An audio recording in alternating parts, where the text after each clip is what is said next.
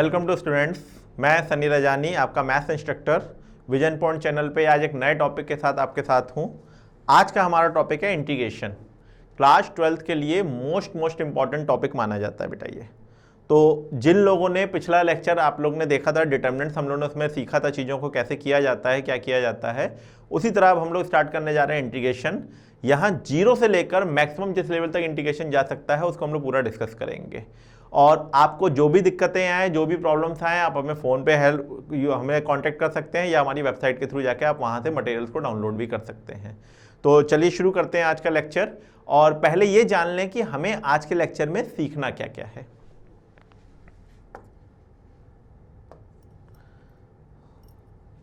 देखिए बेटा, सबसे पहले इंटीग्रेशन क्या होता है, हम आपको एक बहुत क्लियर सी चीज बता दें बेटा। हमारा वे ऑफ टीचिंग जो है वैसा नहीं जैसा आप बुक में देखते हैं कि फॉर्मूला दे दिया x की पावर n और इंटीग्रेशन कर दिया x की power n+1 upon n+1, answer आ गया और हमने कहा कि देखो इंटीग्रेशन इसको बोलते हैं। पहले हम आपको ये क्लियर करेंगे कि इंटीग्रेशन का बेसिकली यूज क्या है। दूसरी चीज, इंटीग्रेशन को अप्लाई कहाँ पे किया जाता है। तीसरी चीज, अप्लाई कैसे किया जाता है।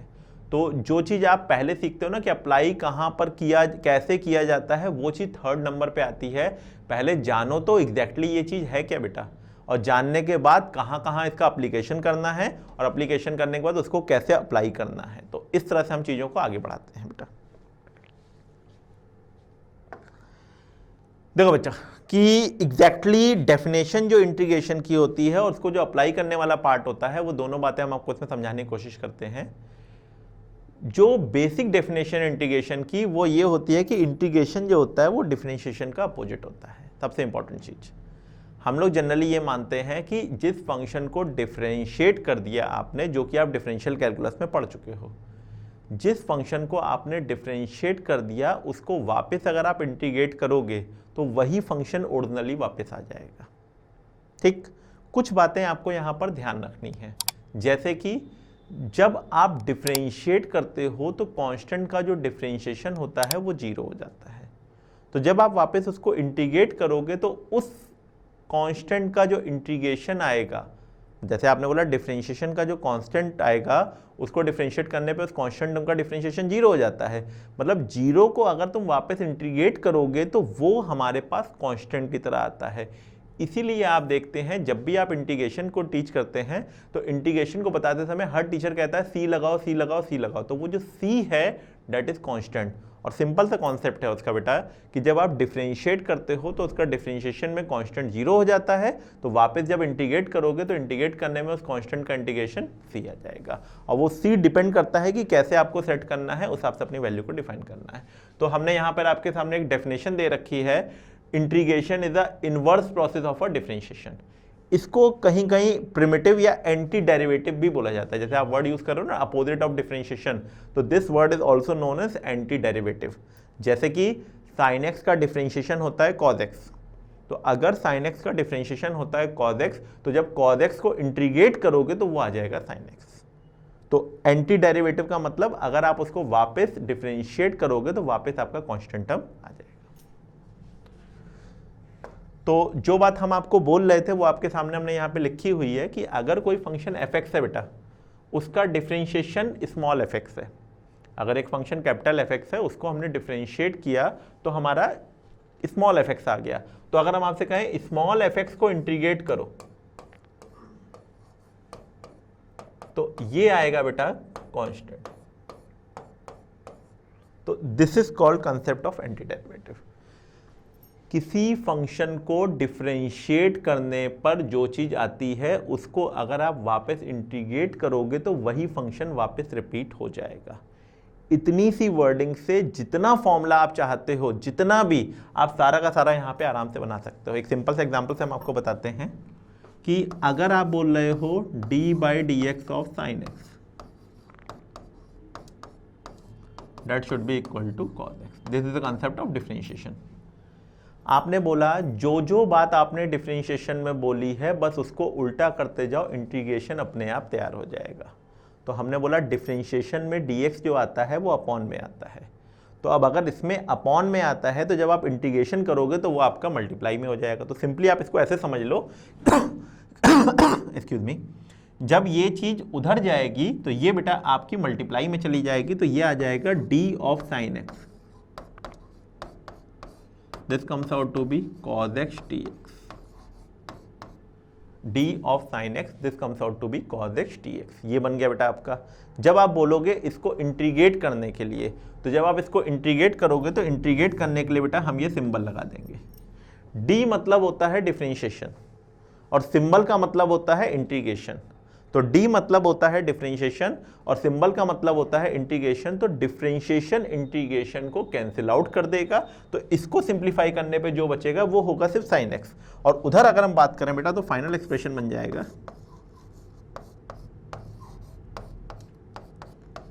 और अभी आपने बोला कि जब भी कभी आप इंटीग्रेशन करते हो तो आप एक कांस्टेंट c लगाते हो।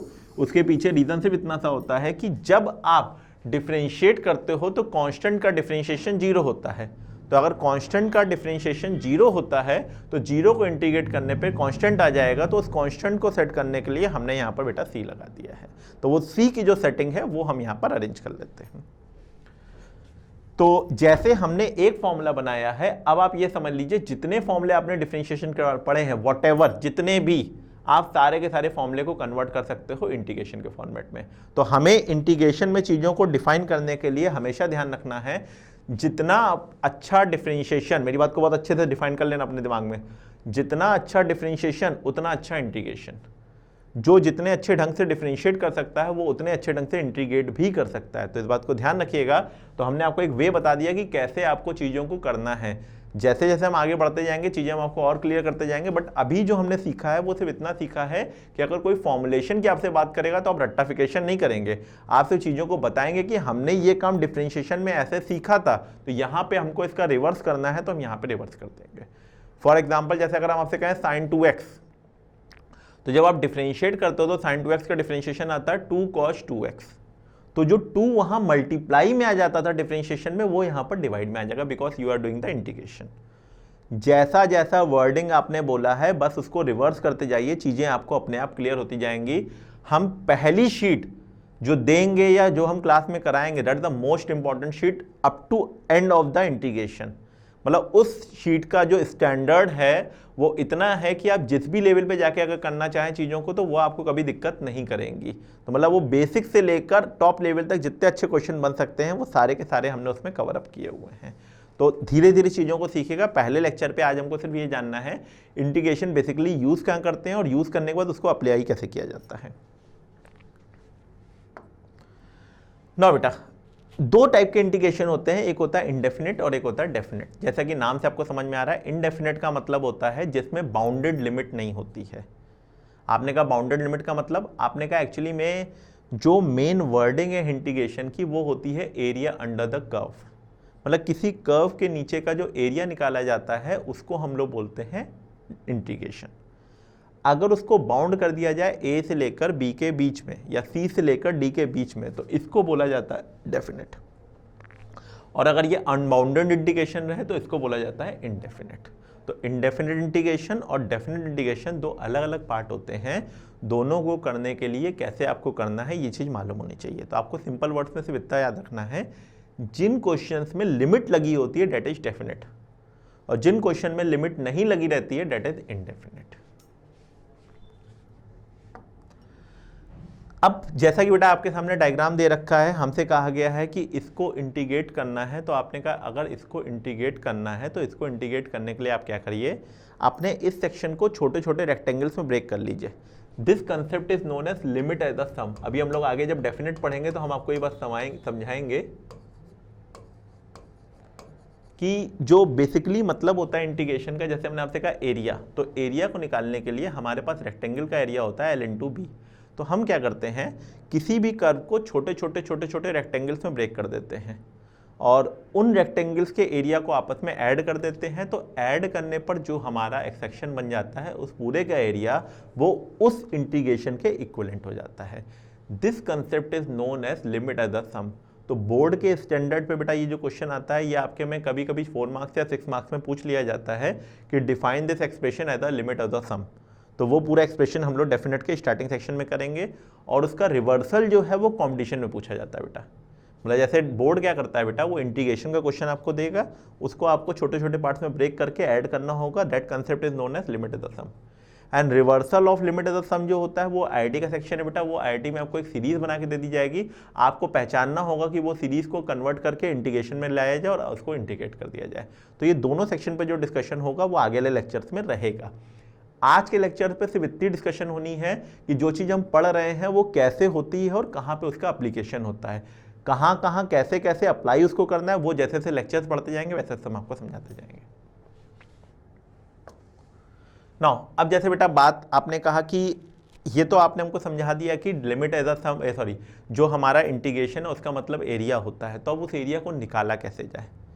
तो जैसे बेसिक जो आपके डायग्राम्स होते हैं उनका एरिया अगर आपको निकालना हो, जैसे आपके सामने हमने डायग्राम दे रखा है, हमसे कहा गया है x1 से x2 मूवमेंट हो रहा है और y1 से y2 मूवमेंट हो रहा है। जो शेडेड पोर्शन है हमको इसका एरिया निकाल के बताना है, उसका एरिया कितना होगा, ये चीज़ हमसे पूछी हुई है। जो शेडेड पोर्शन हमको दे रखा है इसका एरिया हमसे पूछा गया है। तो आपने कहा अगर हम डायग्राम की बात करें, अभी हम इंटीग्रेशन को किनारे रखें, हम इंटीग्रेशन नहीं आता है, अगर सिर्फ हम डायग्राम की बात करें तो डायग्राम हमसे कहता है कि जो डायग्राम हमको दे रखा है वो ट्रेपीजियम है, और ट्रेपीजियम का जो एरिया होता है that is half sum of parallel side into height. तो आपने कहा अगर पैरेलल साइड की बात करें तो ये डायग्राम जो है ये y1 है और आपने कहा ये वाली चीज y2 है, इतनी पूरी डिस्टेंस x2 है, इतनी डिस्टेंस x1 है, तो जो ये बीच की डिस्टेंस हो गई that is x2 minus x1। तो आपने कहा अगर हम इसका एरिया निकालना चाहें तो half sum of parallel side into height. तो सम ऑफ पैरेलल साइड का मतलब हो गया y1 प्लस y2 और हाइट का मतलब हो गया x2 माइनस x1। तो half sum of parallel side into height आप मल्टीप्लाई कर देंगे तो ये जो निकलेगा ये हमारा x1 से लेकर x2 तक जितना भी एरिया होगा उसकी वैल्यू निकल के आ जाएगी। तो बेसिकली जो आपने बात अभी सीखी वो ये सीखी है कि कोई भी एरिया, बात को अच्छे से समझना, वर्डिंग्स को पकड़ना हमारी, कोई भी एरिया अगर आप निकाल रहे हो और अगर अबव द एक्स एक्सिस है, इसको मेंशन करना बेटा अपने नोट्स में, कोई भी एरिया जो अबव द एक्स एक्सिस है अगर उसको आप निकालने जा रहे हो तो वो पॉजिटिव होता है, और बिलो द एक्स एक्सिस है तो वो नेगेटिव होता है बेटा। अभी हम आगे के एग्जांपल में आपको क्लियर कर देंगे कैसे इसको डिफाइन करना है। और जो रेगुलर शेप्स होती है जिनको हम जानते हैं, जैसे ट्रेपीजियम की बात कर रहे थे, तो ट्रेपीजियम में half sum of parallel side into height होता है बेटा, तो उससे हमने निकाल के दिखा दिया आपको। कहाँ से कहाँ तक चले थे, तो आपने कहा x1 से स्टार्ट किए थे x2 तक गए थे, तो जो x1 और x2 होते हैं this is called up lower limit and upper limit. जहाँ से शुरू किया लोअर लिमिट, जहाँ खत्म किया अपर लिमिट। तो लोअर लिमिट से अपर लिमिट ये एक्सप्रेशन हमारा बन गया और इसकी जो वैल्यू निकल के आती है वो हमारी इतनी निकल के आ गई। This is concept of limit as a sum, कि कैसे तुमको उस चीज को डिफाइन करना है। अब जैसे एक एक्सप्रेशन आपके सामने है और आपसे कहा गया है इस एक्सप्रेशन का एरिया निकालिए, कितना निकल के आएगा। तो आपने कहा सिंपली देखिए जो आपको दिखाई दे रहा है, आपको क्या क्या शेप दिखाई दे रही हैं। तो आपने कहा पहले वाले शेप में हमको एक रेक्टेंगल दिखा, दूसरे वाले शेप में हमको दो ट्रायंगल दिखे, फिर हमको एक रेक्टेंगल दिखा। जो चीज अबव द एक्स एक्सिस है वो चीज पॉजिटिव, जो चीज बिलो द एक्स एक्सिस है वो चीज नेगेटिव। तो आपने कहा इसका एरिया अगर निकाला जाए तो आपने कहा इसका एरिया निकालेंगे तो 20 इंटू 2 40 पॉजिटिव का। आपने कहा इसका एरिया निकाला जाए तो आपने कहा ये y 20 है और ये 4 से 6 यानी 2 हो जाएगा। तो आपने कहा इसका एरिया अगर निकालेंगे तो वो आ जाएगा half base into height, but ये एरिया निगेटिव का, y negative because below the x axis. आपने कहा सिमिलरली यहां पर ये काम किया जाए तो आपने कहा ये सेम कहानी आ जाएगी, यहां पे काम किया जाए बेटा,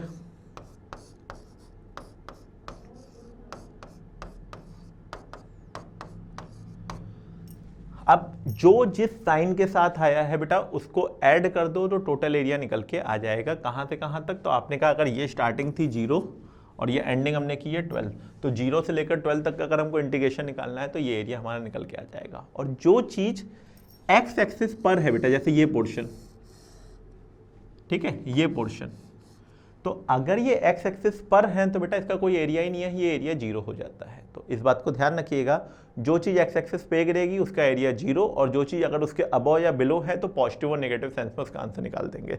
तो जो टोटल आंसर होगा वो उसको हम ऐड करके डिफाइन कर सकते हैं। जैसे हमने बेटा यहाँ पे डिफाइन किया है, जो टोटल आंसर निकल के आया बेटा वो आंसर आपका देखिए 10 निकल के आया है। जो चीज अबव थी वो पॉजिटिव में आ गई, जो चीज बिलो थी वो नेगेटिव में आ गई, जो चीज एक्स एक्सिस पर थी वो 0 आ गई, वो आपकी बेटा 0 से डिफाइन हो गई है।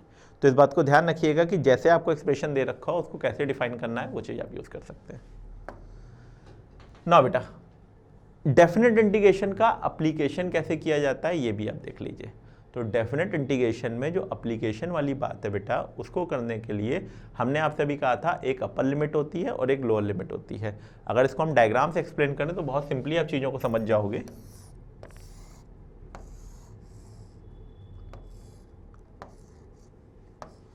जैसे ये है बेटा 0, हमसे कहा गया है हमको ये एरिया निकालना है ए से लेकर बी के बीच का। तो हमने कहा आप 0 से लेकर ए तक का इंटीग्रेशन निकाल लीजिए, 0 से लेकर बी तक का इंटीग्रेशन निकाल लीजिए, और 0 से ए और 0 से बी जो इंटीग्रेशन निकलेगा उसमें से बी वाले में से ए वाले को माइनस कर देंगे तो आपका ओवरऑल जो बीच का इंटीग्रेशन है वो निकल के, या बीच का जो एरिया है वो निकल के आ जाएगा। आप अगर एक्सप्रेशन को देखें तो आपको शायद ये बात समझ में आ रही होगी कि अगर एक फंक्शन हमको दे रखा था ए से लेकर बी तक का, हमको इसको इंटीग्रेशन करना था, तो ए से लेकर बी तक के इसके इंटीग्रेशन करने के लिए इसका इंटीग्रेशन कैपिटल एफ एक्स हो गया, लोअर लिमिट अपर लिमिट, जहां जहां एक्स है पहले वहां पर अपर लिमिट, माइनस जहां जहां एक्स है वहां पर लोअर लिमिट। तो लोअर लिमिट और अपर लिमिट निकालने के बाद, अपर लिमिट मतलब 0 से लेकर बी तक, लोअर लिमिट का मतलब 0 से लेकर ए तक, तो 0 से लेकर बी तक में से 0 से लेकर ए तक को माइनस कर देंगे तो जो ओवरऑल लिमिट होगी वो हमारा ओवरऑल आंसर निकल के आ जाएगा, that is f b minus f a. तो ध्यान रखिएगा इस एक्सप्रेशन को कैसे डील किया जाता है। नाउ जो बात अभी हमने आपको शुरुआत में समझा है कि डिफरेंशिएशन का जो अपोजिट होता है या इन्वर्स होता है वो इंटीग्रेशन होता है। तो जितने भी आपके फॉर्मूले होते हैं उन फॉर्मूलों का यूज़ कहाँ पे और कैसे डायरेक्टली आप कर सकते हैं वो आपके सामने रिप्रेजेंट है। तो जैसे हमने बेटा यहाँ पर आपको दे रखा है कि अगर एक फंक्शन एफ एक्स है तो उसका इंटीग्रेशन का मतलब होता है सिंबल इंटीग्रेशन का, आगे dx लगाकर उसको कैपिटल एफ एक्स रिप्रेजेंट कर दिया। बाकी जो बेसिक फॉर्मूले हैं एक्स की पावर एन का इंटीग्रेशन डेट इज एक्स की power n plus one upon n plus one. और एक चीज़ ध्यान रखिएगा, जब भी आप इंटीग्रेशन करते हैं तो सब में सी लगा देते हैं। वो आपको हमने शुरुआत में समझा दिया कि सी क्यों लगता है, क्योंकि कांस्टेंट का डिफरेंशिएशन 0 होता है तो 0 का इंटीग्रेशन कांस्टेंट हो जाएगा। तो अब x की पावर n में एक स्पेशलिटी है, हमने यहाँ पे लिखा है n does not equal to -1। तो जैसा कि आप जानते हैं that is the concept of domain. Domain कहती है डिनोमिनेटर नेवर बी 0। तो अगर किसी फंक्शन का डिनोमिनेटर कभी 0 होता है तो वो पॉसिबल नहीं है। तो अगर वो पॉसिबल नहीं है तो ध्यान रखिएगा कि उसकी पॉसिबिलिटी को हटाने के लिए आप डोमेन से -1 को हटा दीजिए। तो आपने कहा नहीं अगर -1 हो गया तो क्या होगा, ये भी तो क्लियर होना चाहिए। आपने कहा, आपने तो बोल दिया नहीं होना चाहिए, ठीक है आपकी बात समझ में आ रही है, डोमेन में डिफाइन नहीं होता है। बट अगर हम कह रहे हैं सपोज करो n की वैल्यू -1 हो गई तो क्या होता है, तो when you are putting n is equal to -1 you will get 1 upon x and the integration of 1 upon x is log x and ln x is nothing but that is log base e। जो ln x होता है बेटा, ये ln x जो है वो natural log होता है जिसको e बेस पे डिफाइन किया जाता है। तो अगर e बेस पे डिफाइन है तो वो ln x है, और अगर e बेस पे डिफाइन नहीं है तो वो a या 10 बेस के फॉर्म में रिप्रेजेंट कर दिया जाता है। तो ये ध्यान रखिएगा, जब भी आपके सामने 1 अपॉन x का इंटीग्रेशन आएगा तो उसका आंसर जो आएगा बेटा वो ln x या log x बेस e हो जाएगा। ठीक है, तो बाकी सारे फॉर्मूले आपको दिए हुए हैं बेटा, कैसे आपको डिफाइन करना है वो आपके सामने है। दूसरी चीज, कुछ हमको यहाँ पर बेटा ट्रिग्नोमेट्रिक एक्सप्रेशन की जरूरत पड़ती है जिनको हम डिफाइन करते हैं इंटीग्रेशन के क्वेश्चंस में। जैसे अभी तक तुमने जितने क्वेश्चंस देखे उन सब में सबसे इंपॉर्टेंट बात क्या थी बेटा, कि जितने भी फॉर्मूले हैं वो डायरेक्ट है। तो अगर सपोज करो 2 साइन के फंक्शन या 2 कॉस के फंक्शन मल्टीप्लाई में आ गए और हमको उसको इंटीग्रेट करना है, तो उसको इंटीग्रेट करने के लिए हमारा कहना है कि 2 sin a sin b या 2 cos a cos b करके अलग अलग क्वेश्चन में ब्रेक कर लो। जब क्वेश्चन आपका अलग अलग हो जाएगा तो इंटीग्रेशन आराम से हो जाएगा। कुछ क्वेश्चंस के फॉर्मूले हम आपको बता दे रहे हैं, सम स्पेशल फॉर्मूला करके हमने दिया हुआ है बेटा, कुछ क्वेश्चन के फॉर्मूले हम आपको बता दे रहे हैं जो आप डायरेक्टली यूज कर लीजिएगा वहां पर, क्योंकि उसको यूज करने से क्वेश्चन काफी इजीली सॉल्व हो जाएगा आपका।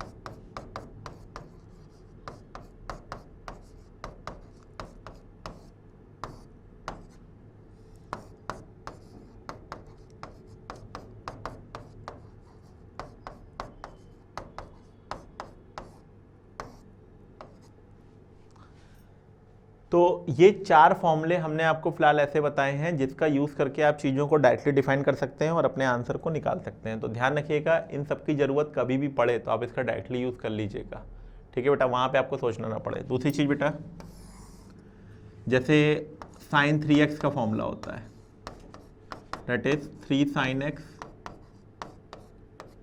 Minus 4 sin cube x। तो जैसे बेटा साइन, अगर यहाँ पे cos स्क्वायर x की बात है तो cos स्क्वायर x का मतलब हो जाएगा 1 प्लस cos 2x/2। सिमिलरली बेटा अगर sin क्यूब x की बात है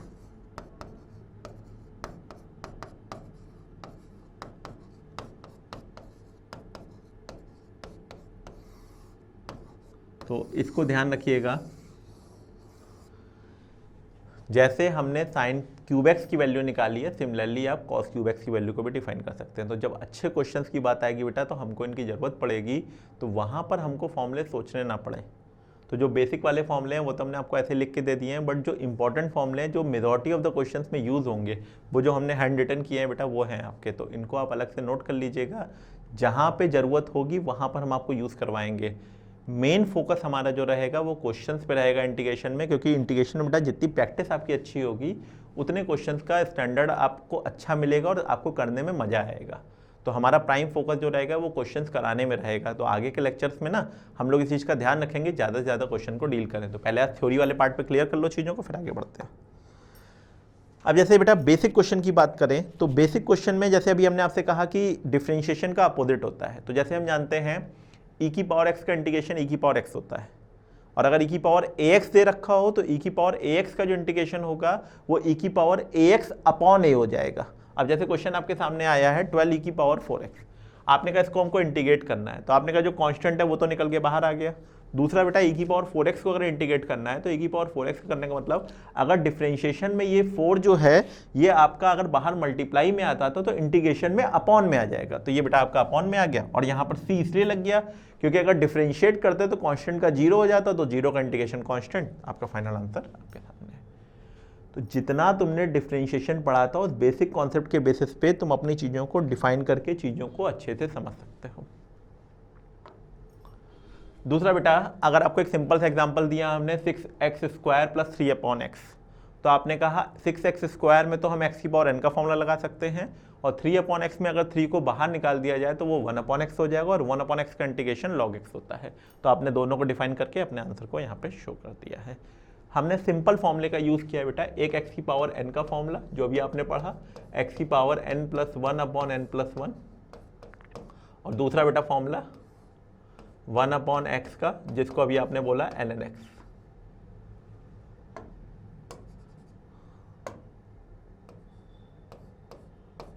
तो ये ध्यान रखिएगा, जब भी आपके सामने बेटा दोनों फॉर्मूले हैं तो आपने सिंपली इसको प्रेजेंट करके अपने आंसर को डिफाइन कर दिया। तो ये सबसे बेसिक फॉर्मूले हैं जो सिर्फ फॉर्मूला बेस पे चल रहा है। अभी हमने कुछ भी इसमें नया चीज़ तुमको सिखाने की कोशिश नहीं की है। अभी आज के लेक्चर पे सिर्फ जो जैसे पहली एक्सरसाइज आपको मिलती है ना कि सिर्फ फॉर्मूला बेस आपको दे दिया और आपको क्वेश्चन को सॉल्व करना है, तो अभी आज हमने उतना ही क्वेश्चन डील किया है। जब नेक्स्ट लेक्चर आएगा तब आपको समझ में आएगा कि बाकियों से आप में डिफरेंस कहाँ क्रिएट होगा। नाउ तो आपने कहा जैसे अगर हमको डेफिनेट का यूज़ करना है, लिमिट लगानी है, तो आपने कहा लिमिट लगाने के लिए इंटीग्रेशन में चेंज करने की जरूरत नहीं है, इंटीग्रेशन का जो प्रोसीजर रहेगा वो वही रहेगा। तो आपने कहा अगर हमको sin x का इंटीग्रेशन करना है तो sin x का इंटीग्रेशन अगर 0 से पाई के बीच में है तो 0 से पाई को अभी बाहर रखो, वो अपर लिमिट और लोअर लिमिट का काम करेगा। sin x का इंटीग्रेशन होता है माइनस cos x। आपने कहा अभी हमने सीखा था कि जब भी अपर लिमिट और लोअर लिमिट होती है तो जहाँ जहाँ x है वहाँ वहाँ पहले अपर लिमिट, और जहाँ जहाँ x है वहाँ वहाँ लोअर लिमिट, दोनों को रख के आप माइनस लगा देते हैं। तो आपने यही काम किया, दोनों की वैल्यू रखी, आंसर 2 निकल के आ गया। तो फिलहाल आज के लेक्चर के लिए हम लोग इतना ही रखेंगे। नेक्स्ट लेक्चर पे जब हम लोग मिलेंगे तो अब हमको क्या क्या उसमें ध्यान रखना है, ये चीज़ सीखनी है कि जितने भी फॉर्मूले आज आपने पढ़ाए हैं वो सारे के सारे फॉर्मूले आपको रिवाइज करने हैं। इवन इतना करने के साथ साथ अगर आपको इंटीग्रेशन अच्छे से सीखना है तो आप क्या करिएगा, डिफरेंशिएशन के जितने भी फॉर्मूले हैं, जिस टेक्निक से हमने sin x का डिफरेंशिएशन cos x में कन्वर्ट किया था, उसी तरीके से आपको क्या करना है, आप अपने क्वेश्चंस को इंटीग्रेशन के क्वेश्चंस में कन्वर्ट करिएगा फॉर्मूले से बना कर। तो जब आप कन्वर्ट कर लेंगे तो आपको सारे के सारे फॉर्मूले याद भी हो जाएंगे। तो पहला काम तो आपको ये करना है, नेक्स्ट लेक्चर को टीच करने के लिए। दूसरी चीज़ आपने कहा हमने जो क्वेश्चन अभी छोटे छोटे किए हैं इनका मॉडिफाइड वर्जन हम नेक्स्ट टर्न पे करेंगे, तो वो काम करने में तभी मजा आएगी जब ट्रिग्नोमेट्री के फॉर्मूले भी क्लियर हों। तो आपको नेक्स्ट लेक्चर के लिए दो बातें बहुत क्लियर रखनी है, एक इंटीग्रेशन के फॉर्मूले और दूसरा जो हमने बेटा आपको ट्रिग्नोमेट्री सेक्शन बताया उसमें खास करके जो हमने हैंड रिटन फॉर्मूले आपको दिए हैं उन फॉर्मूलों को आपको ध्यान रखना है। नेक्स्ट लेक्चर पे हमारा मेन प्रोविजन क्वेश्चंस को कराने का होगा। जितना अच्छा ज़्यादा क्वेश्चन को डील करोगे उतना तुम्हें क्वेश्चन करने में मजा आएगी और इंटीग्रेशन में इंटरेस्ट बनेगा। लोगों को इंटीग्रेशन से डर लगता है, मगर हम चाहेंगे कि 4 से 5 वीडियो के बाद आपका ये डर खत्म हो जाए, उसके बाद आपके अंदर परफेक्शन हो कि हम बोर्ड पे क्वेश्चन लिखें और आप क्वेश्चन को सॉल्व करते हैं। तो फिलहाल आज का लेक्चर यहीं खत्म करते हैं और आज के लेक्चर से रिलेटेड आपको जो भी प्रॉब्लम्स आई हैं या जो भी डाउट्स या कंफ्यूजन हैं, आप हमको हमारे मेल आईडी या फिर हमारे पास वेबसाइट के थ्रू हमसे आप कांटेक्ट कर सकते हैं। तो आपको स्क्रीन पे एक नंबर भी दे रखा है और साथ साथ एक आपको वेबसाइट भी दे रखी है जिसके थ्रू आप चीज़ों को डिफाइन कर सकते हैं और अपने चीज़ों को पूछ सकते हैं। तो नेक्स्ट लेक्चर पे हम वर्ड प्रॉब्लम के साथ मिलेंगे। Thank you very much.